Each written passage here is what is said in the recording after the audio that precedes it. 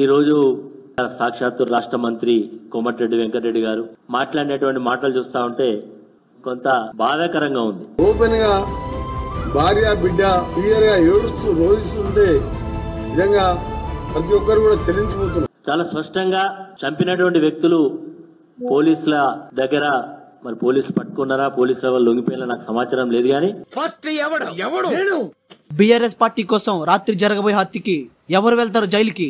నేను కిరాయి అంతకులతో చేపించింది.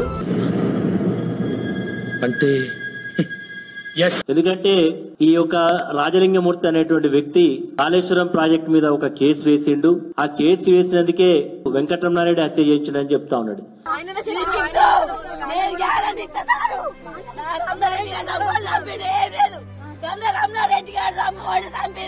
నాయకులు మొత్తం కలిపి ఈ కేసీఆర్ కేటీఆర్ కి పెట్టిన వీళ్ళ నుంచి గండ్ర వెంకటరామ నుంచి ఇక్కడికి ఉండాలి. ఇక్కడ ఉన్న వాళ్ళకి అసలు ఇక్కడ వాళ్ళకి సీన్ లేదు.